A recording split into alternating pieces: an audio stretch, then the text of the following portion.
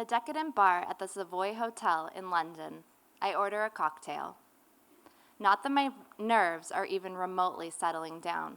After all, I'm waiting to meet my biological father, Robert. It's been 32 years.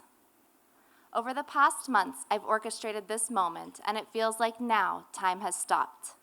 Where is he? Am I being stood up by my biological father?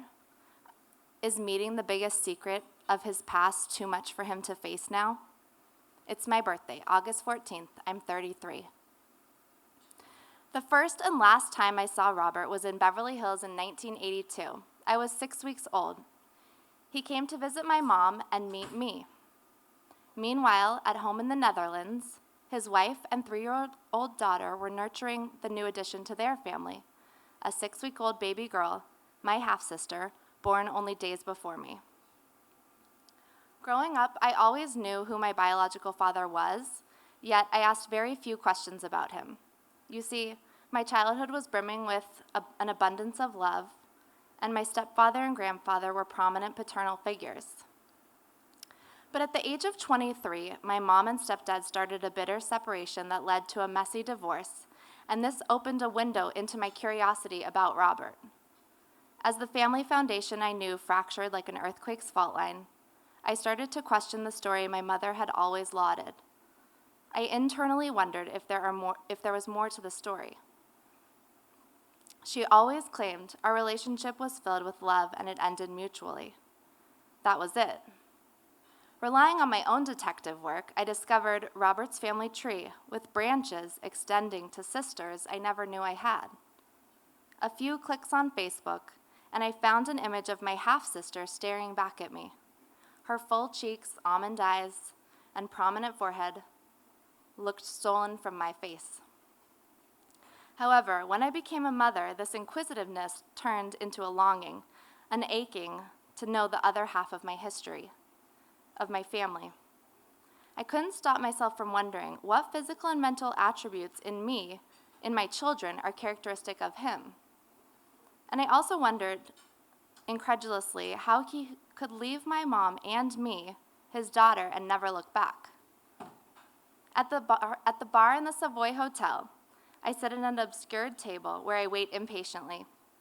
At noon, the bells of the Queen's Chapel chime outside, dramatically signaling our meeting time. Noon comes and goes. His absence is palpable. I arranged to meet him in London, an innocuous middle ground, but maybe that was too much to ask. Periodically, I pace the lobby, visit the extravagant bathroom, roam the taxi rank, stroll through the foyer, but to no avail. At 2 p.m., I start to think of my just in case this goes terribly awry plan. I wait one more excruciating hour, and at 3 p.m. on the back of the Savoy receipt, I write a note with my contact number, and I leave it with the maitre d' and trudge out the door. I am devastated, frustrated, exhausted, destitute, and I find the nearest restaurant. I stealthily order food and wine. The disappointment is crushing. I can barely eat. The wine, however, is a different story. I swallow hard and wait for the smooth relief. I desperately want to meet Robert. I want answers, I cry out, startling the waitress. My anger rises, my tears begin to flow. Then the phone rings. It's a Dutch dialing code. I hear a frantic voice say, "Molly, is that you? It's me. Is it too late? I'm here. You're gone."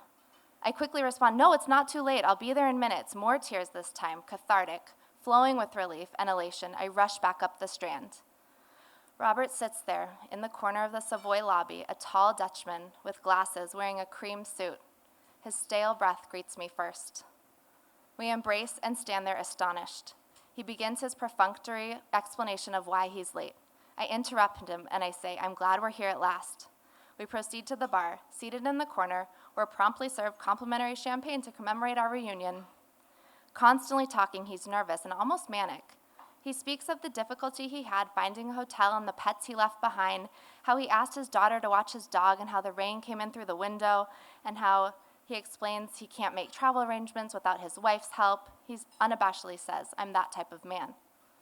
Seeing his nerves settles mine. As he continues to discuss his tardiness, I notice his English is flawless. He tells me he studied in the American school and considers it his native language. During his tangents, I have plenty of time to observe him. He's noticeably better looking when viewed from the side. He has a slender, straight nose, prominent square jaw, clefted, masculine chin, and full, hardly graying, disheveled hair. The faint creases on his face mark the end of middle age. He sits slightly hunched over, indicative of tall people perpetually trying to meet the gaze of others. I go through a mental checklist of his physical characteristics that I've always attributed to him. Tall, check. Cleft chin, check. Blue eyes, check. He's not blonde like me, but the prominent cleft chin is what I recognize from the one picture I had of him growing up. My mom's chin is unremarkable, but his is noticeable, just like mine. These are the only similarities I'm willing to admit we share. He's still a stranger, and I relate to him with caution.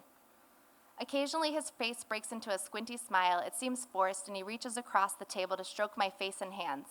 Sporadically kissing my cheek, he seems to touch me to convince himself I'm real. We discussed the past 32 years. I've given great thought about what I wanted to share and assembled some highlights of my life. I'm a mother of 3 beautiful children. I have a master's degree in social work. My grandfather and stepdad reared me alongside my brave and strong mom. I met my husband in Scotland and we're happily forging a marriage and family together. Yet I find Robert isn't as forthcoming. When I ask him the things I really wanted to know, like did he consider living with us, he scoffs and says, Los Angeles just wasn't for me. I tire as he rambles, and it's difficult to follow his disjointed thoughts. He's highly intellectual and seems at times borderline delusional. One question I was longing to ask was, did you think of me all these years? I felt a void, he confirms, but doesn't elaborate. But what is evident is his self-proclaimed love of love. He tells me he believes in love and is certain he loved my mother. He exudes sadness over the end of their love affair. Bitter about how the relationship ended, he asks woefully, why did it have to end the way it did? Perhaps it was your unwillingness to leave your family and my mom didn't want to stay a mistress forever? That's what I want to say. But I just give him a non-committal shake of my head and a shrug of my shoulders. I know that when my mom ended all communication with him, Robert returned to his life tainted by a deep secret, me. Now, sitting across from him after all these years, it occurs to me that for him, nothing has changed. He continues to live a life of deceit.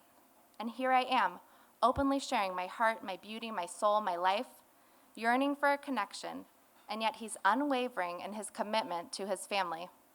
When I say family, I know he doesn't think of me as family.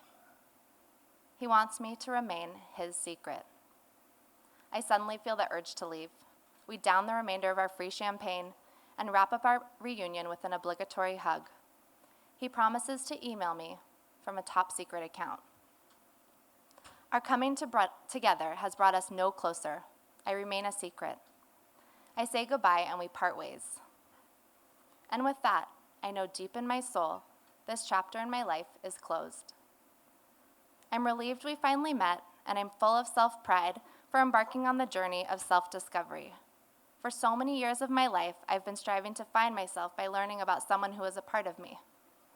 When babies are born, it's human nature to attribute their facial features, temperament, and idiosyncrasies to one parent or the other. But why? I don't feel redefined or really very different having met my biological father. I feel resolved that who I am is profoundly determined by my essence and my experiences. I'm proud of the woman I've become and grateful for every twist and turn on my life's path. Perhaps that's why it's easier than ever to define myself in the simplest of ways, Molly.